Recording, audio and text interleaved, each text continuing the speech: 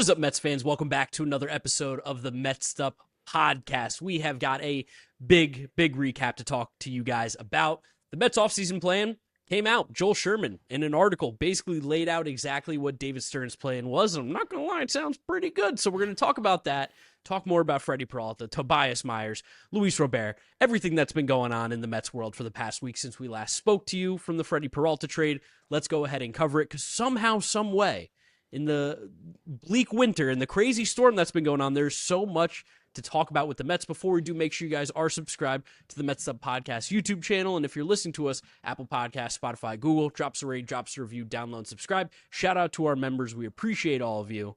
James, how you feeling? We're both in different places right now. We're both in different places. Mark got trapped in Puerto Rico. Oh, no, because of the storm. Stuck in Puerto Rico. My steak is too juicy. Oh, no. I fought the blizzard to get to a cabin in the Poconos. But you know what? We're having a nice time. It's just, what a beautiful offseason for us as people that make content about the Mets because so good. We got months of stuff to talk about and it never ends. And there's like funny. We thought last year was good. This offseason, this is like we had the whole Soto stuff and we could milk him forever. We've gotten 25 different moves that we could talk about. It never ended. Do you want to start with Sherman? Or you want to start with Peralta recap stuff?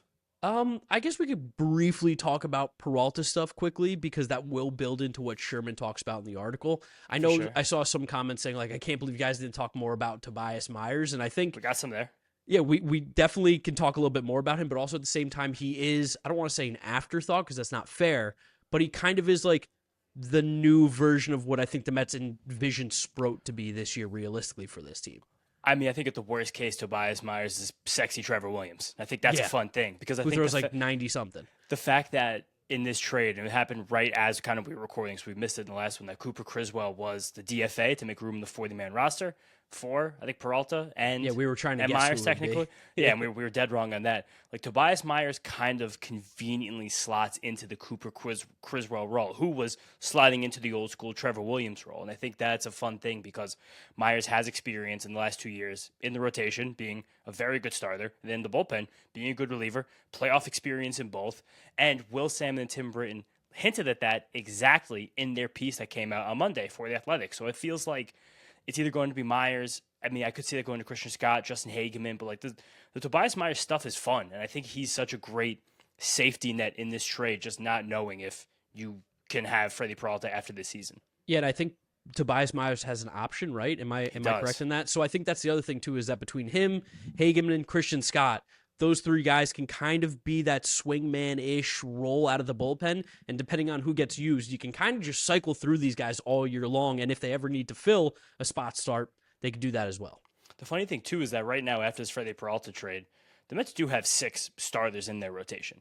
Yeah. You got Peralta, McLean, Peterson, Clay Holmes, Kodai Senga, Sean Manaea. And again, a lot of those guys are very breakable, and we know that, but the way the Mets rotation, I'm waiting for you to say it, but I was gonna say I think a 6-man rotation is perfect for this roster. I think it is too, but again, it's about that time of year where I start getting cranky about the schedule.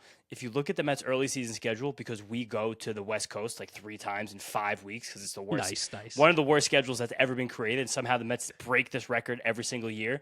We don't even need a 5th starter, really, at all in the month of April. So then it's like, where do you find room for the 6th starter? Or unless we wind up actually just doing a 1 day a week for these guys, like, I don't know, like, does Manaea or Kodai open up as a swingman kind of guy again? Does Clay Holmes like swingman? Like, do you trade David Peterson still with time left in the offseason, team starving for starting pitching because apparently they don't want to sign Zach Littell or Zach Gallen or Chris Bassett or any of the Justin Verlander or Max Scherzer or any of the guys out there? Like, it's funny decisions to make, but the fact that Tim and Will specifically mentioned Myers in that swingman role, it's like, it makes me think the Mets are at least leaning that way. Yeah, and I think like maybe later on the season, this might sound crazy, the 6-man works better again because of the schedule. But also, like, if you think about a lot of the guys and what happened for a lot of them down the stretch, like David Peterson, the wheels fell off at the end. Clay Holmes was a dog at the end of the year, but like there was moments during the dog days of the summer where he wasn't going deep into games. Sean Manaea never really had it last year, but similarly couldn't get into that 5th inning. And maybe the 5 days rest was the problem. So if you actually give these guys, Kodai Senga pitched in Japan on 6 days rest his entire career. And that might be a positive too for these guys. Freddy Peralta, even for as good as we think he's going to be, he's been someone who's never really stacked big innings in his career. So like maybe this is the perfect route for them, especially if that one of those bullpen roles is a swingman, so that if someone does leave the game early, you have some length coming out of the pen. There's nothing like deep Mets niche roster building conjecture to open up a podcast like this, but also like to even get deeper on this right now, like when we were coming out with the Freddy Peralta instant reaction, like our hypothesis was that the Mets would take Joey Gerber, cut him off the 40-man roster. But instead, there was a guy like Cooper Criswell, where Gerber profiles more like a one-inning reliever that can come up in a flash in May when you just need a reliever to pitch an inning and possibly get DFA'd then. Sorry, Joey. But Criswell kind of profiles like one of these swingman types who kind of want to fill multiple innings at a time. And we also Jonah Tong. Joe Tar, and again, Christian Scott, Hageman. Like, we just rattled off 3-4 names that could do this role this year. So that's kind of where the Mets are thinking that they'd rather have the flexibility of the one-inning guys to burn through rather than the swingmen to burn through. Yeah, which I don't hate. I think based on how this rotation and everything is, and just I don't want to say like the kitty gloves that might be with some of the guys in this rotation, but it's so finicky because of how many guys, what they did last year, plus the new guys coming in, might not be the worst idea.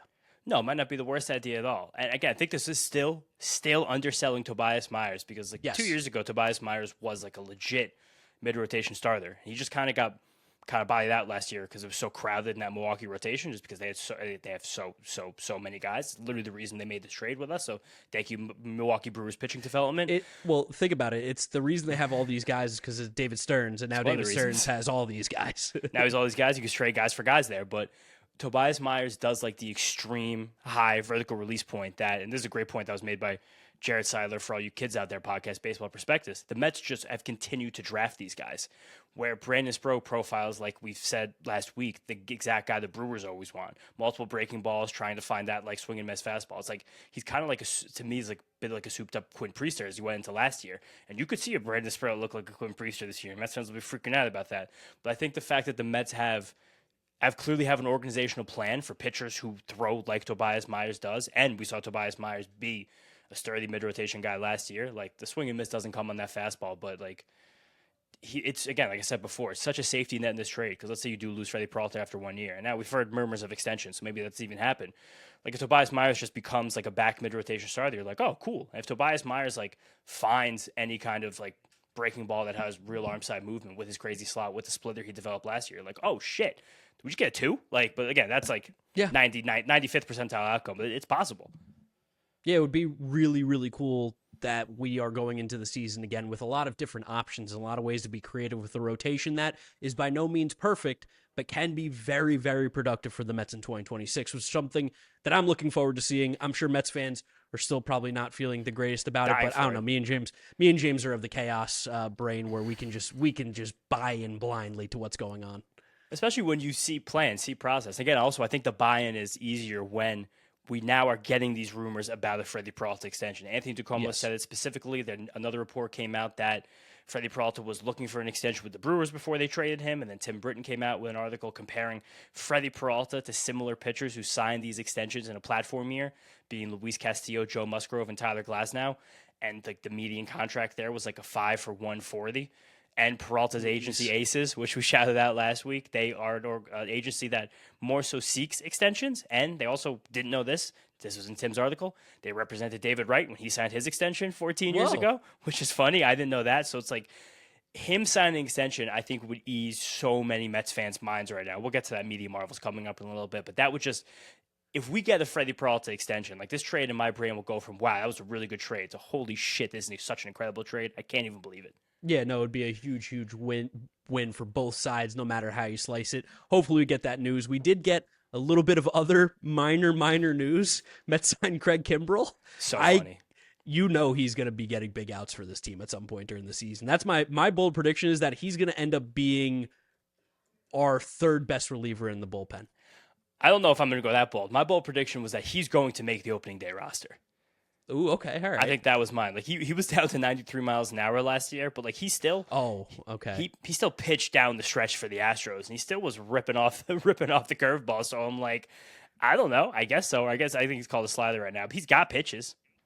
I didn't know 93. 93 changes what I said, but I like yours a lot more. I still thought he was around 95.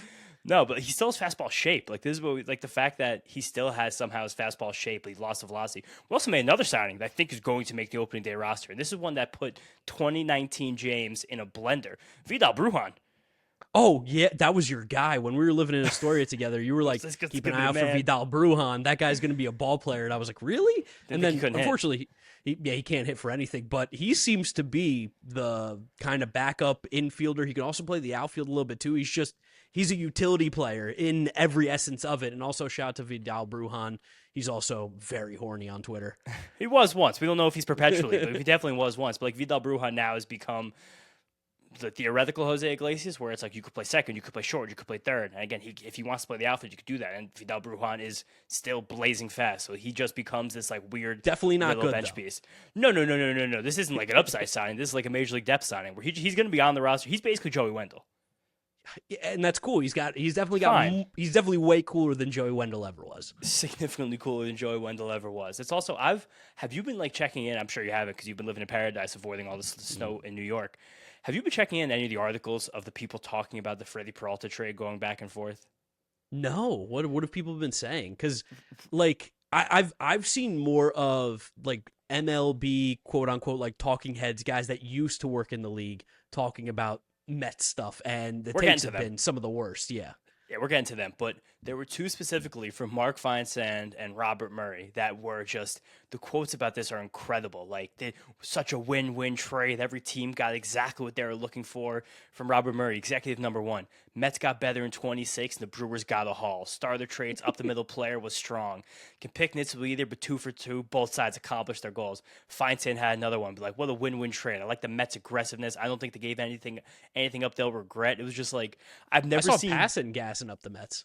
I've never seen this many anonymous quotes come out about a single trade that didn't include like a Cy Young caliber player or any kind of consensus top 50 prospect. But people are like, that's a baseball trade right there. I want to do this for the wind-up the next few weeks where we rank every single trade this offseason based on how square of a deal it was. I mean, and this has been the offseason of square deals. It seems like maybe baseball's getting smart where we just know values now for these guys. But with that, compare this trade, because you're a bit more the prospect guy, with the trades for Shane Baz and Mackenzie Gore. Even throw Sonny Gray into it. Like, in thinking about how the Mets did, you think relative to the pitcher they got? Yeah, I think that of those 3 pitchers, the Mets got the best pitcher. I think Freddy Peralta is the best of those 3 between Gray, Baz, and himself. I think the Mets gave up the most of those 3 pitchers. I don't think the Red Sox gave up as much, and I don't think that the Orioles gave up as much to go get Shane Baz. I'm not particularly high. You like the Orioles, the package the Orioles gave up. It's okay. It was a lot in terms of the names of players, and it's kind of similar to the Rangers. It was a quantity over quality, although I do like Gavin Fine. I think he's the best player of all those guys in those 2 trades. Gavin Fine was one of my favorite guys coming out of the draft last year just because of his exit velos at the combine were crazy, and he's got a cannon of an arm from the outfield if they ever move him there, which I hope they do. But I think the Brewers got the best haul back. I think they got the most back, and I think you could maybe say the Mets gave up like too much, theoretically, like too much if you really wanted to play like the evaluation game. I think the Brewers might have gotten like the more value, but as soon as the Mets put pen to paper for that extension, it doesn't matter anymore. As long as I even think if they don't, I'm still pretty okay. I'm still fine with it. Yeah. Like theoretically, like I do think when this trade like push comes to shove with it, if you asked every single like executive in the Mets office, like more than half of them would probably take Tobias Myers over Brandon Sproat, truthfully. Probably, yeah. So when it comes to that, like if people inside the Mets building thought that they won that part of the trade, then you got Freddy Peralta for Jet Williams. Which we kind of always knew was going to be the plan for Jet Williams when he was a part of this organization, was hope that he becomes as good of a prospect as he can and ship him out. And I mean, we love Jet. Again, fan of the podcast, friend of the channel, but you know, it was time for him to go. And if that meant Jet for Freddy Peralta, I don't know how many other trades you could have really put Jet in to get more value, truthfully, especially when we see the Joel Sherman article and we hear about the better pitchers that were available and we heard what the price was for those guys.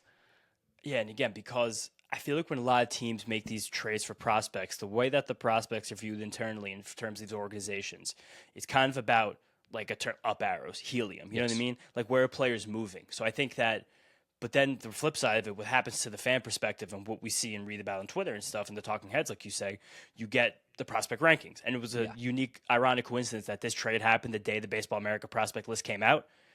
So I think that gets cited a lot. So you see the fact the Mets gave up what was arguably 2 top 50 prospects. But I do wonder, especially in the Mets building, like where they put those guys. Because you've had quotes now coming out from from Ernest Dove this week, who's absolutely in tune with the Mets prospects as much as anybody. He's there at the facility all the time. It seems like that there's people in the Mets building who might have preferred Wenninger this Sproat. It seems like the overwhelming consensus in the Mets building is that they might have preferred AJ Ewing to Jet Williams. Like there's what we know on the public side sometimes lags months, if not a year, behind what's going on, the way the teams are evaluating these guys, their own internal depth chart. So I do think it's a very fun caveat with this trade of 2 relatively term like use famous prospects. And it comes down to like all these trades too. Like what do these organizations value? Like with the Brewers getting Sproat and Jet Williams, they got good upside, and I think they got really high floor. Like those are the 2 best prospects. When you look at the Orioles trade, I think a lot of those guys will be major leaguers on the Rays.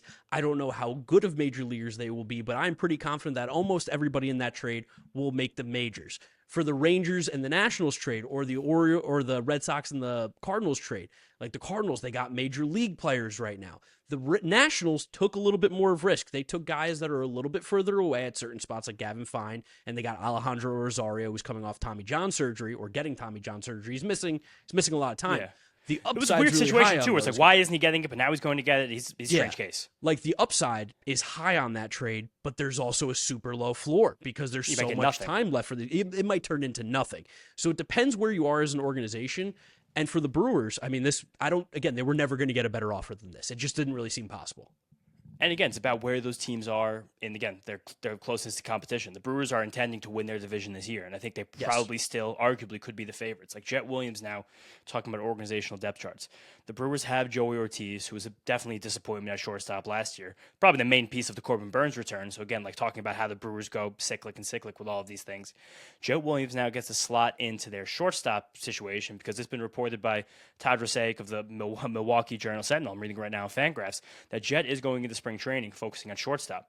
So Jet has a chance to get major league at-bats and play shortstop defense for the Brewers this year, where another year and a half from now, that's going to be Jesus Made. So they basically get some insurance to wait for Made just in case Joey Ortiz falters again. And Williams is a guy that he's a capable shortstop. He's probably a good second baseman. He could probably handle third. Hasn't done it yet.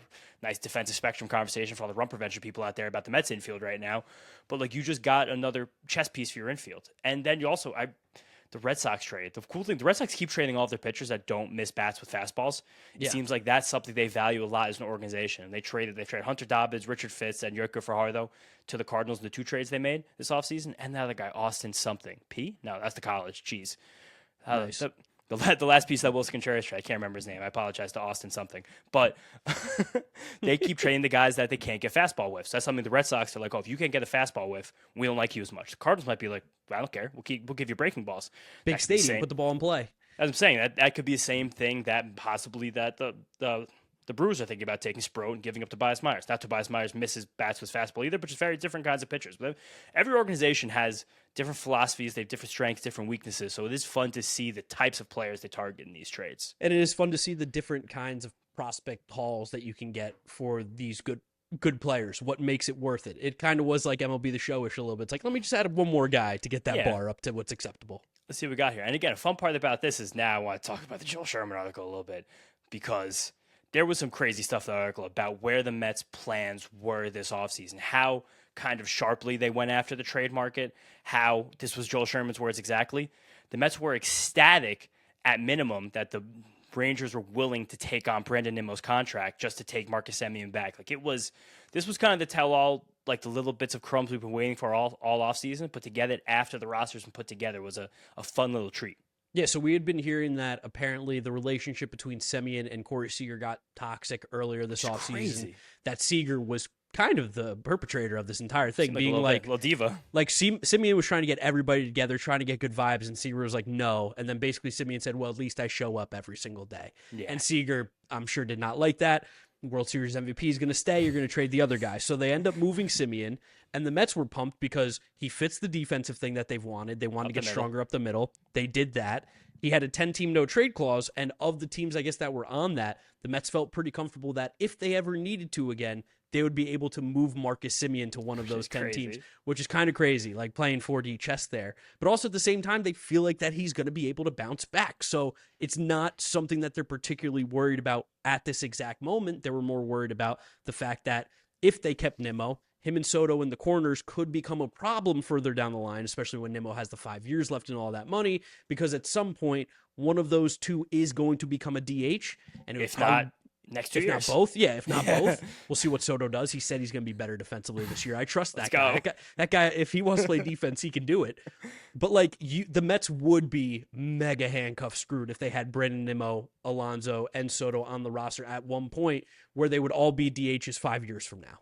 And it is nice that the way that the Mets went after Soto last year, they weren't scared of it at the time. They were like, well, we're kicking this can down the road. If Juan Soto signs us, we're very happy to get Juan Soto. Like not being afraid of what could be a future problem. And another part of this too, talking about team archetypes, player fits, what teams like do player development wise, the Mets are becoming the pulled fly ball kings of the league based on who they're trying to hire to be in their hitting development. Marcus Semien's always been a great pulled fly ball guy. Marcus Semien would have had a handful of more home runs at Citi Field last year than he had at Globe Life in Texas. So maybe that's something again. If you could just sneak this guy back to 21 home runs, like a lot of this comes back together. And the coolest thing about that part of the Sherman article was that exactly kind of what we thought at the time, where left field is just a position where there's dudes everywhere you look. Left field and DH specifically. And Nimmo is a very good baseball player, but his 115, 118 WRC plus 120, wherever it was last year, while it is good in terms of the league, it's not really great in terms of corner outfielders. So the second that Nimmo was off the team, the Mets were locked in on both Kyle Schwarber and Kyle Tucker. And the fact that Sherman really, really pushed that, the Mets went hard after Kyle Schwarber in this, which it felt like a tiny bit at the time.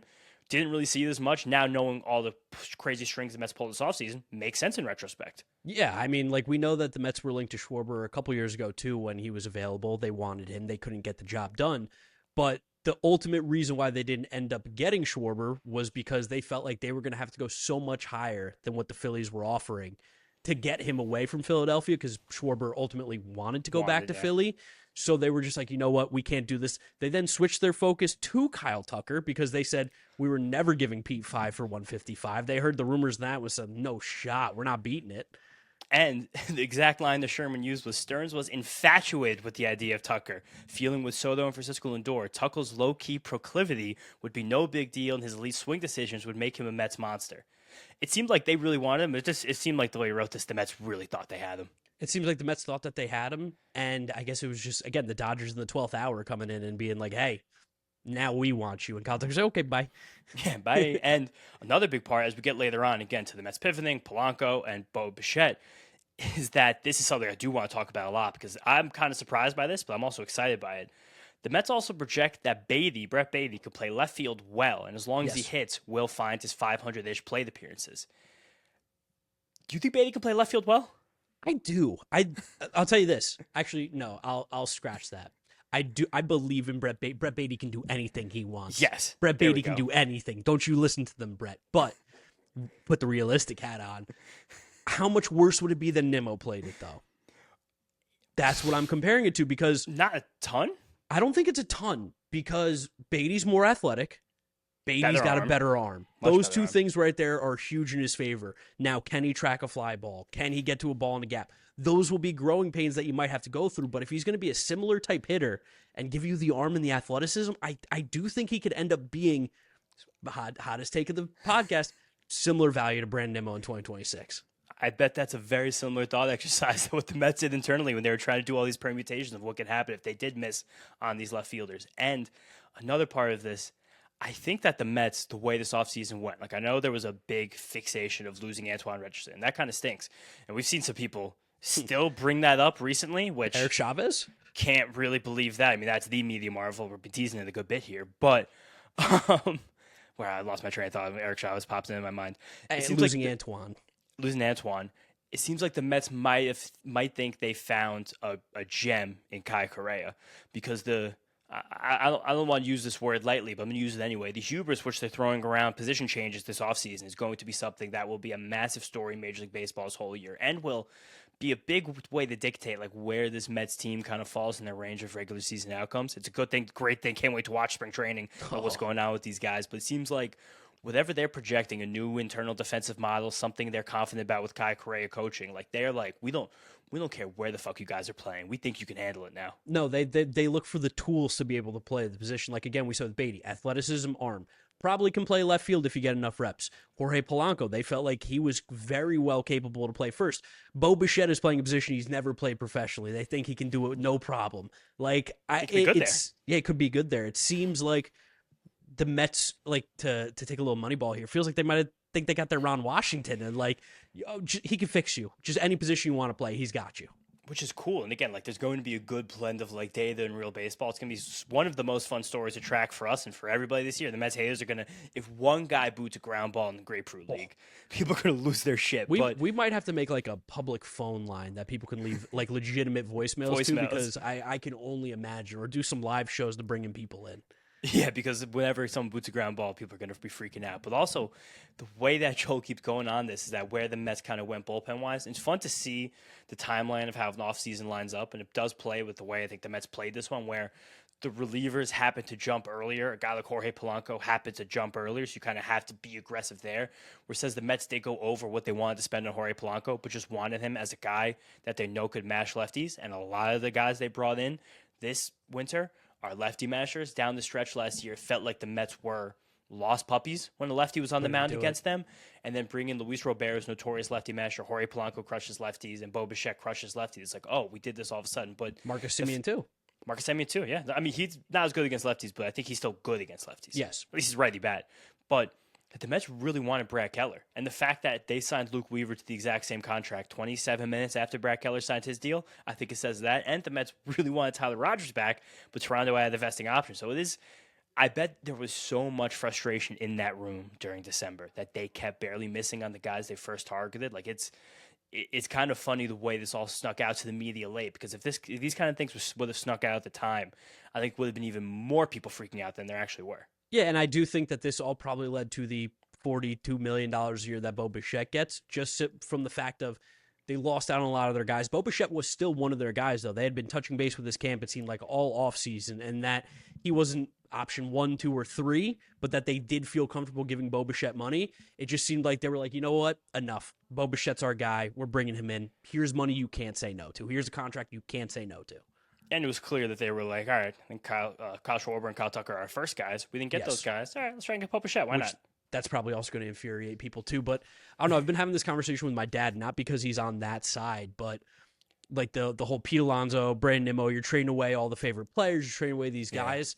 It kind of hit me this week where, as much as I love those dudes and I wish it could have worked here, and I don't blame them for why it didn't work here, I don't know how much better those guys could have played or how much better they will play at the same time. And we haven't won anything when they played that well. Like, it might just, again, it was time, I think, to try something new, because we legitimately probably got the best years of those guys all at the same time, and it didn't work out.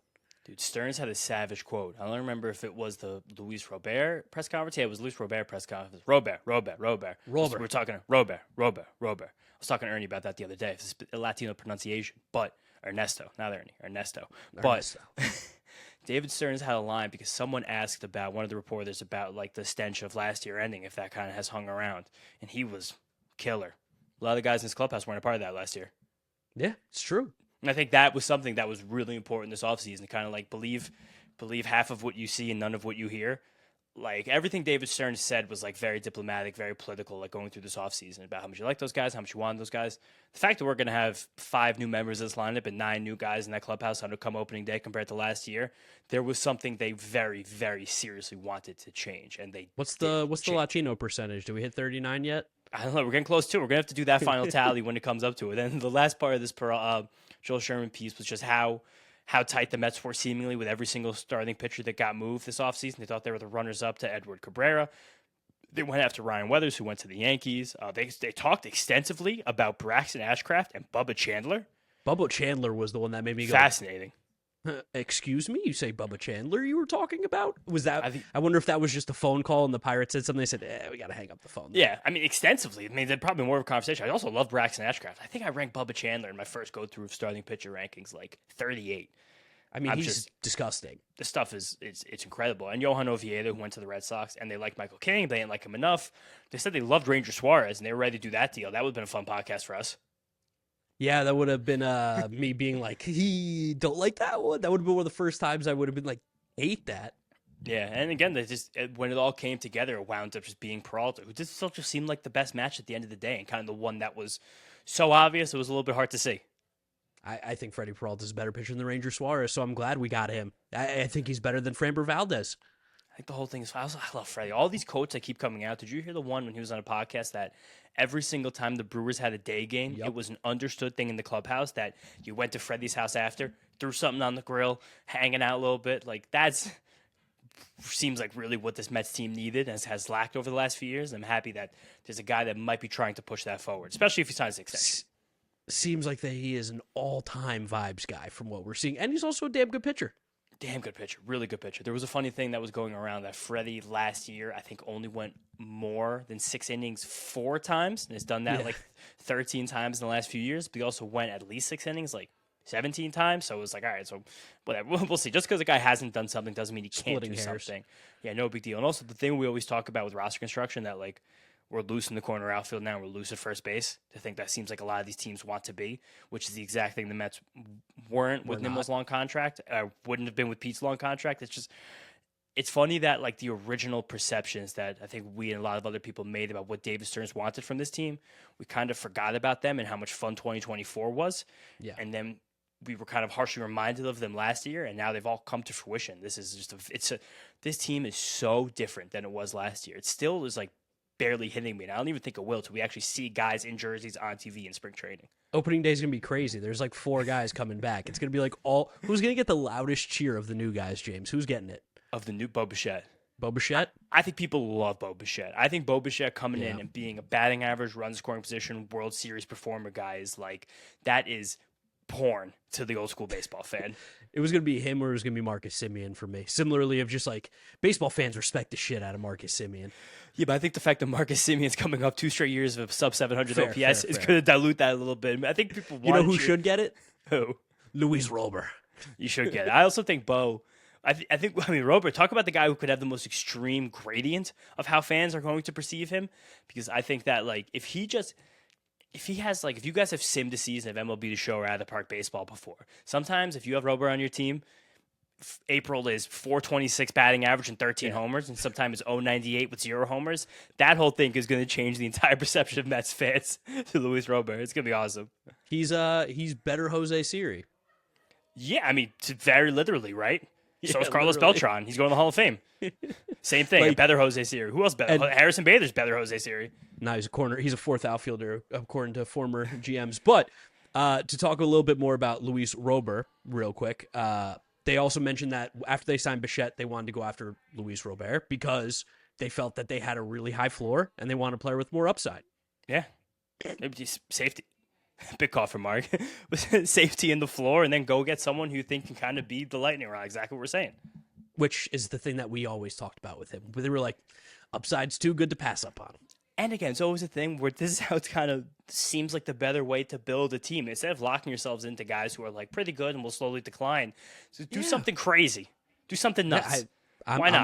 I'm with it. Also, talking about the trade for Robert, too. They mentioned that they liked Acuna's speed and defense. Robert, my bad.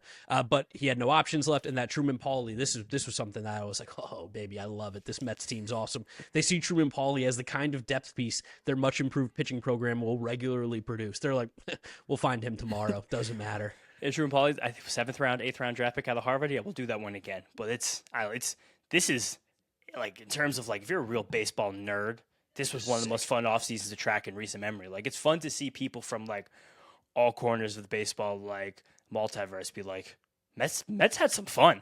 We still don't know, like, how much better this team is. I think we think it's better. I think some people will agree to disagree about that. We'll have to see how this team plays out. But I guess that's how we'll start leading some media marvels because I got one of them. That was exactly – did I have one of those? I don't know. We got a few, though. Fucking idiot. Which one, I guess? I mean, I have like 10 ready to go right here. So big one. I mean, can we start with the Philly stuff about Bo Bichette? Oh my God. See you at the bank. So it was like a week ago now. NBC Sports Philadelphia, who broadcast the Philadelphia Philly games, on the record, one of my top 5 favorite broadcast groups, teams, productions in Major League Baseball. When Bo's press conference happened last week, he had the quote, which we know it's player speak. No big deal. It's basically I don't know why deal. people can't see that shit. If you're an adult, you understand what's going on here. The guy took a fat bag. He's going to play really well, and he's going to go off. But the Phillies fans who wanted him so badly, I'll start this one Philly Central before I get to NBC Sports. I can't wait for Bo Bichette to have a terrible year, and then the Mets are forced to overpay him another $42 million the next 2 seasons. It's going to be sweet like honey. You think Bo Bichette's going to have a horrible year? You were about to pay him for 7 years. Like, that was the funny game theory part about the Mets and the Phillies with Bo Bichette. Is like, maybe you should just stick them with 7 years of Bo Bichette and have them have another contract that they're not going to want to pay 5 years down the line. But the NBC Sports one, Bo Bichette, I came to the conclusion it was very obvious I wanted to be a Met. Then NBC Sports Philly goes, see you at the bank, Bo. It's like, you guys remember what happened the last time you matched up against us in the playoffs? You guys haven't won a playoff series in a couple years. Like literal years. And the Phillies went 0-2 at the playoffs this year against the Dodgers. They went 1-1 last year against the Mets. Like that, it's the bank thing was fun for a little while, but like this Phillies team, the irony of it too, they're complaining about the exact opposite thing the Mets did. Oh, the thing that I always say is if you're not getting better, you're getting worse. And you can look across that Phillies team and say they did not get better. And you can look across that Mets team and say at least they got different. Could you imagine if the only acquisition the Mets made this offseason was Adolis Garcia coming off 2 sub-700 OPS? That would be like if the Mets offseason stopped at Marcus Semien and you re-signed Pete and you re-signed Devin. I'm sure a lot of Mets fans would have been actually pretty stoked about that. But they also would have been really upset come September when this team is, again, fighting for their life and maybe not making the postseason. Again, not saying this Mets team is a shoe-in to do anything. I think I was happy David Stern said that in the Robert press conference that we can't be can't be the favorites in the National League East, but it's probably the second best team in the NL because we've never won it before. So again, good on that one. But yeah, the Phillies fans' collective crash out was absolutely unbelievable because they wanted Bo Bichette so badly. Then got another one here. I mean, we shouted her out before. Danielle McCartan from WFAN, queen of bad takes. I think that she just saw a gap in the take ecosystem with Keith McPherson walking away and just wants to be the Mets hater in WFAN, but just. This was their tweet from right after Kyle Tucker signing. Mets fans on the phone lines killed me for calling him small market Stearns from the beginning. I wonder where they are now. Just as a refresher, David Stearns, during his Mets tenure, has offered the most money ever guaranteed for a pitcher in the Major League Baseball history. Wasn't signed. The most guaranteed money for any player in professional sports history ever in the history of Earth. That was signed, Juan Soto. The most highest AAV for any individual player in a single season. That was Kyle Tucker, not signed, which was breaking the Juan Soto record that he did sign last year. This is not a small market general manager anymore. Very clearly not. It's also funny, too, because I think the Yankees have signed how many guys that weren't on their team last year? Well, is it? The Yankees have a fat payroll team. They do. I know. The Yankees got like 9 guys in that team making $25 million. But yeah, it's good. They gave Cody Bellinger that big contract. I got another one right here. Do you want to stick with WFAN? I'm just running through these media marvels. Yeah, might as well. I mean, they're kind of one of the reasons. I mean, Buster Olney, of course, but those guys are quick number 2. So Pete Hoffman, I don't exactly know Pete's role at WFAN. He is the producer of Carton's show now, and I've been seeing his tweets, and I feel like it has to be on purpose. So I think this was a bit because Pete Hoffman, after the Mackenzie Gore trade happened, he said I would much rather have had Mackenzie Gore, comparing him to Freddy Peralta. That tweet got, you ready for a ratio?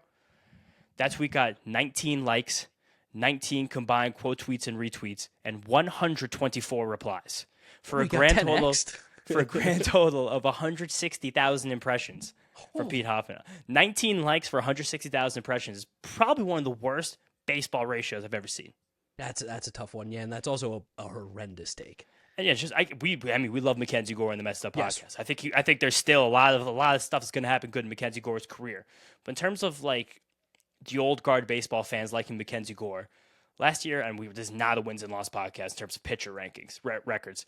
Last year was 5-15 for the 4.2 ERA. Wasn't good either. Yeah, his career is 4.19. It's just like I like Mackenzie Gore a lot. I would have loved for the Mets to take a shot at Mackenzie Gore, but I would have liked that not in lieu of Freddy Peralta, but in conjunction with Freddy Peralta. Yeah, it would have been a cool other piece to add to this team. But yeah, no, definitely would not have preferred him over Freddy Peralta in any world.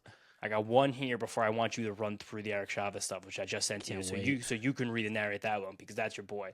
Last one, Tiki Barber. We're just ripping WFAN right now. Oh my God! First off, why is he talking about baseball? That's what I was gonna say. I think it's clear. I mean, my dad listens to a lot more WFAN than I do, and he does the show with Evan, so it's like he's going to talk about baseball because Evan talks and knows his stuff with baseball, but doesn't know his stuff.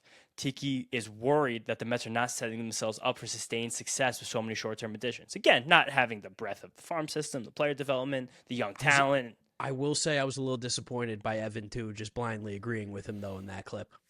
Yeah, I don't know. I mean, I think Evan, you get a very different Evan on the radio than you get on like his personal show, the Rico Brony, talking about the Mets, which is that's kind of a funny one. But can you do Chavez now?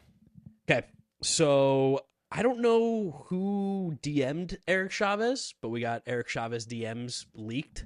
Shout out Mets coverage on Instagram. Yeah, posted it. So I guess Eric Chavez posted a story, and this guy replied saying nothing to say about the Mets lately. Eric Chavez says there's nothing to say. Second-class citizens, pal. Everyone playing for second place. The reply then goes, got rid of all the slack in the organization. We'll see, which is also, that's hilarious to say to a guy that just got fired. We got rid of all the slack. It's funny you think they're in a strong position. These moves were second-grade moves, pal. You think trading away the players they did, and this was plan A? Come on, dude. Also riddled with spelling mistakes. Tell me this. What has Stearns ever accomplished in this game? He's a salesman. Listen to him talk. You're buying a used car. So, I mean, just to break it down. You want me to keep reading it out before I give opinions? You can interject your opinions. I'm fine with that. This is your part. Calling him a used car salesman feels it's a DW slope. Yes, it's a DW. Yeah, definitely a DW. No Bichette and Freddy Peralta are second grade moves. LMAO, that came from another guy. Which again, those are great moves. Those are awesome moves. Great awesome baseball players. Eric Chavez's reply to that: look at the numbers, idiot. What numbers would tell you that those guys aren't good? Can we try and find them? Let's try and find them right now. Bo Bichette on base, maybe? Would that be the one? Do you think But Eric Chavez in this talks about putting the ball in play. Bo Bichette is an all-time put the ball in play guy. Maybe he loves going opposite field. He might just be talking about Bo Bichette's 225 batting average from 2024. Eric Chavez might have not checked in that much on baseball last year. Like that's including his own job, yes. That's what I'm saying. So I think he might be. Well, we also know he didn't check in much in 2024 either. That's true, actually. I don't know. So maybe he's just thinking about his dad. Yeah, maybe he's thinking about Dante. Who's put up incredible offensive years and somehow was still negative WAR. It's one of the craziest things I've ever seen. Continuing on with this conversation, the viewer or fan replies, their numbers are excellent. Damn, the idiot drop must mean you're a little upset. Yeah, that was crazy to just call this guy an idiot for no reason. Random dude. Look at Toronto versus Citi Field. Citi Field is top 3 hardest park to hit in. You don't go there and get better. The idiot part is your belief in Stearns. To which I don't think Citi Field is a top 3, is it? I'm going to load it up right now. I mean, I'm sure Eric Chavez would be very upset if I was checking this on the StatCast park factors, but there's no way Citi Field's a top 3 hard park to hit in. Like, I know Toronto's probably a bit easier as Baseball Savant takes a little time to load on me now. In terms of overall park factors, Citi Field grades in as the 9th most difficult. So not easy, but not terrible. Not easy. The Blue Jays are 14th, smack dab in the middle. Pretty close. Okay, so this guy starts going personal and says, you're a career 250 hitter guy. I don't know how you can tell anyone about places to go hit. This guy went a little far. The idiot part was immature, but I get it. Now it makes sense to me. Chavez is kind of a good reply. 16 years, over 100 million. You're an idiot. I'll give him that one. Oh, Chavez won by the end. Yes, that one's very good. Stearns is making moves. You act like he didn't go try and get Tucker and other guys too. Vegas has them 3rd in World Series odds. You must know a lot more. They didn't want to come to New York. You're making my point. These signs were afterthoughts, not my first moves they wanted. Come on, man. How is Pete not a Met for life? This guy then proceeds to agree. I wish Pete was a Met for life. And then Chavez, he says that he feels like he's talking to a child. He tells Chavez that. Chavez goes, how is Antoine not still a coach? How is Hefner, since he's so great, not a coach? Which that was a shot at Hefner? No, I think that was the opposite. I think it's all shots at Stearns. Okay, all shots at Stearns. Got it. It's a cover-up for the mistakes Stearns made. Dude, I have so much insight, it's not even funny. Guy says change is needed sometimes, and he goes, agree, changes get Stearns out. He's a salesman. And then that was pretty much it. Yeah, it's stark. He did say, how does a team go from a magical run to blowing the biggest lead in baseball history? Which I don't know where that one came from. Who's the common denominator? Where they were in May, yeah. Yeah, and he's like, the common denominator could have been him. He was like, yeah, that's true. He's like, Stearns was the president for both of those teams. Like, what are you talking about? Yeah, the good luck, again, not Stearns' credit, but the bad luck is Stearns' fault. Of course, all the good moves are Steve Cohen. All the bad moves are David Stearns. Do you not understand how this works, James? Oh, it's fun. Eric Chavez just being so sour grapes is. I wish I didn't have to talk about him so much, but it is so enjoyable now that he's not in our organization. And it's shocking that no one else has hired him. I wonder why. I think we could say this is probably the last time, though, we will ever have to talk about him on the show. I would hope so. Over under 0.5 more meaningful Eric Chavez mentions. You'll probably bring him up this year. Like if we're hitting better, hitting worse, like there'll be a joke involved. But of course. How many times do we actually legitimately talk about Eric Chavez? Over under a half. Over a half, and I almost guarantee you he will say something stupid on video about the Mets before the end of the season. Okay. And I have a good feeling of where that will be. That's good. Honestly, I'm with you on that one. Let's see it. But that was good. Good dance, 45 minutes here. Anything else you want to sneak in? What can I sneak in? Eric Chavez is a baby. I'm excited about this Mets team. I'm getting very excited. I'm getting really amped about the regular season. I can't wait for spring training. I think we're 2 weeks away from pitchers and catchers? 2 weeks away from pitchers and catchers. We're 2 months away from opening day. I think it's March 28th, March 27th. We also have some... What? Also, it does seem like, based on all the other news, too, that the Mets are pretty much done with any big moves the rest of the offseason. And I think that's fair. I think the team looks done. I think the team looks good to me. Team looks good. I mean, it's fun to have a lot of new faces. It's fun to get such a reset after how horrible last year felt. If you ask any Mets fans, they'll tell you, oh, we're exactly 2 months away as of recording this, March 26th, Thursday afternoon at home, hopefully skiing versus Peralta on my NBC Peacock. Man, that game's going to be crazy electric. It's just fun. It's nice that after last year were some of the worst baseball watching experiences I've ever had in my life, that this year we have all new guys to watch with. The easiest way to get rid of the taste in your mouth is to get rid of the taste. So yeah, but eat new food, and that's what we have right here. I mean, I'm jacked up for this team. I'm happy that we got to have a big get a lot of shit together episode because this is fun. You're still stuck in Puerto Rico, so maybe still in Puerto Rico, yeah. Maybe this week we do some kind of canned content for you guys. Mark and I recorded 2 things already. That's right. I think a tier list of every Mets manager in team history, which is pretty funny, and a grade for the last 15 Mets off seasons. So you guys can let us know in the comments which one you'd like to see. If you want to see the managers, you'll see both eventually. Grades, or the grades for the offseason. But that will probably be the next one, just because I don't see any more news coming out this week. But I'm in Puerto Rico, so you never know. And we'll try to make those available earlier for the members.